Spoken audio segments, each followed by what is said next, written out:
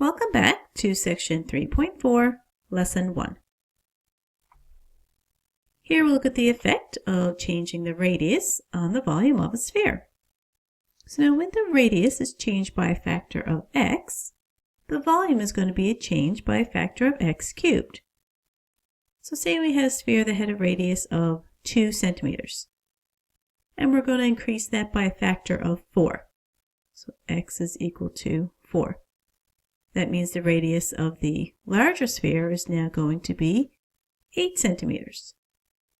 Now in terms of the volume of these two spheres, the volume of the larger sphere is going to be 4 to the power of 3, or 64 times larger than the volume of the smaller sphere. So let's look at example 1. Here we have two spheres, one with a radius of 3 feet and one with a radius of 6 feet. A wants us to determine the volume of each sphere. We'll start by writing out the formula, 4 pi r cubed divided by 3. So we'll do the smaller one first. I'll replace r with 3 feet.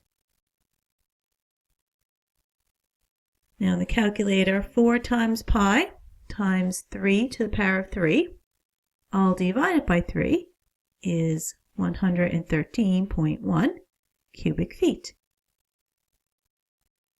Now let's do the same thing for the larger sphere. This time I'll replace my radius with 6 feet. Now putting that in the calculator, I get 904.8 cubic feet. Now B says, how many times bigger is the larger sphere? Well, this has a radius of 6 feet, and this has a radius of 3 feet. So it's twice as big. So I'm going to say it's 2 times bigger.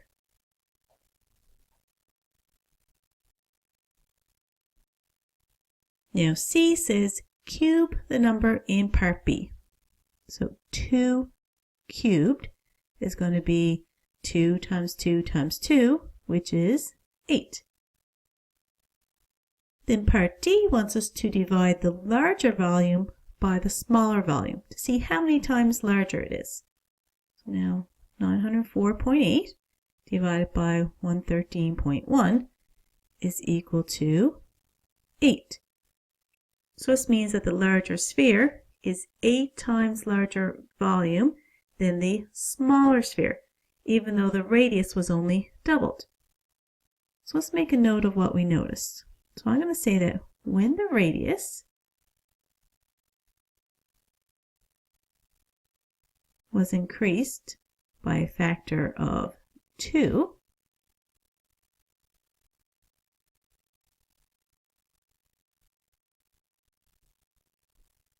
the volume increased